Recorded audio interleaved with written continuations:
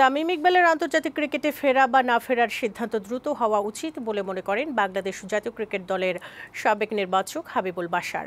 দীর্ঘমেয়াদী পরিকল্পনা করতে হলে ক্রিকেটাররা কোন সিরিজে খেলবেন আর কোন সিরিজে খেলবেন না সেটা বোর্ডকে আগেই অবহিত করা উচিত বলে বৈশাখী টেলিভিশনকে জানান সাবেক এই নির্বাচক।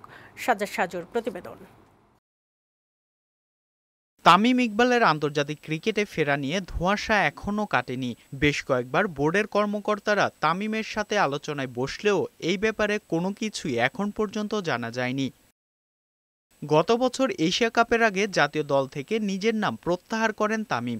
এরপর আর মাঠেই ফেরা হয়নি। ওয়ানডে বিশ্বকাপ ও দ্বিপাক্ষিক সিরিজগুলোতে ওপেনিংয়ে তামিমের অভাব ঠিকই টের পেয়েছে বাংলাদেশ।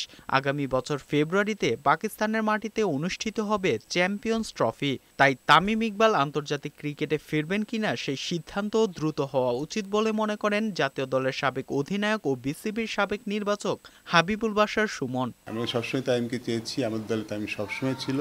যে সিরিজগুলো তামিম খেলেনি সেই সিরিজগুলোতে তামিম নিজেকে সরিয়ে নিয়েছিলেন। সো সামনে চ্যাম্পিয়ন্স ট্রফি আছে, definitely Tamim, I strongly believe করি তামিম এখন আমাদের বেস্ট ব্যাটসম্যান।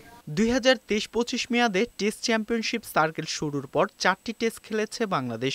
এর মধ্যে সাকিব আল হাসান খেলেছেন মাত্র একটি টেস্ট। অন্যদিকে দীর্ঘদিন ধরে টেস্ট ক্রিকেট খেলছেন না তামিম ইকবাল। চলতি বছরে পাকিস্তান, ভারত, দক্ষিণ আফ্রিকা ও ওয়েস্ট ইন্ডিজের বিপক্ষে দ্বিপাক্ষিক সিরিজ রয়েছে বাংলাদেশের সামনে। তাই এই সিরিজগুলোতে কোন ক্রিকেটার খেলবেন, কোন সিরিজে খেলবেন না তা আগে থেকে বোর্ডের কাছে পরিষ্কার হওয়া উচিত বলে মনে করেন হাবিবুল বাশার সুমন।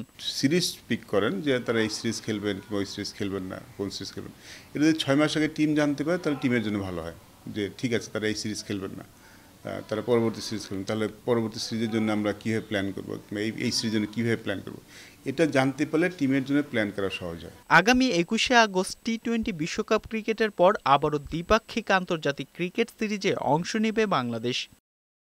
সাজ্জাদ সাজু, বৈশাখী সংবাদ, ঢাকা।